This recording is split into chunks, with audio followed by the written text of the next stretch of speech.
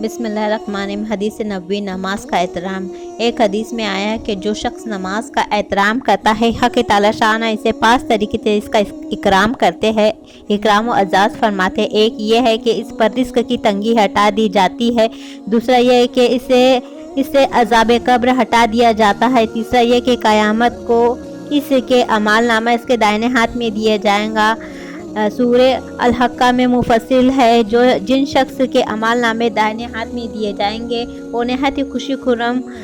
ہر شخص کو دکھلاتے پھریں گے۔ چوتھا یہ کہ پل صراط سے بجلی کی طرح گزر جائیں گا۔ پانچواں یہ کہ حساب سے محفوظ رہیں گا، اور جو شخص نماز میں سستی کرتا ہے اسے 15 طریقے سے عذاب ہوتا۔ 5 طریقے دنیا میں اور 3 طریقے موت کے وقت، 3 طریقے قبر میں،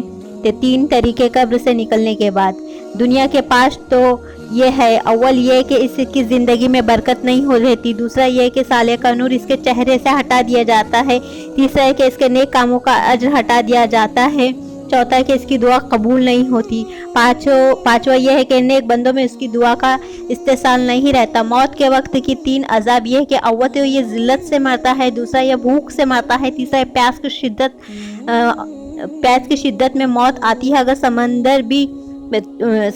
میں پی لیا تو پیاس نہیں بجھتی۔ قبر کے 3 عذاب یہ ہے کہ اول تو یہ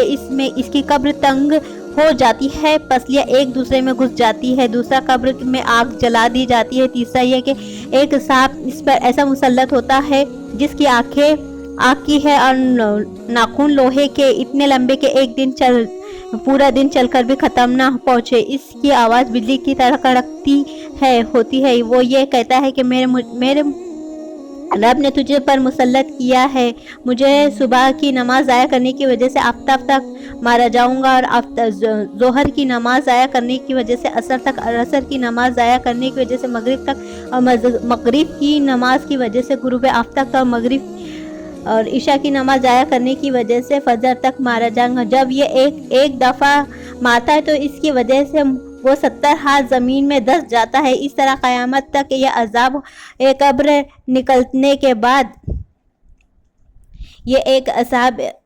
3 عذاب یہ ہے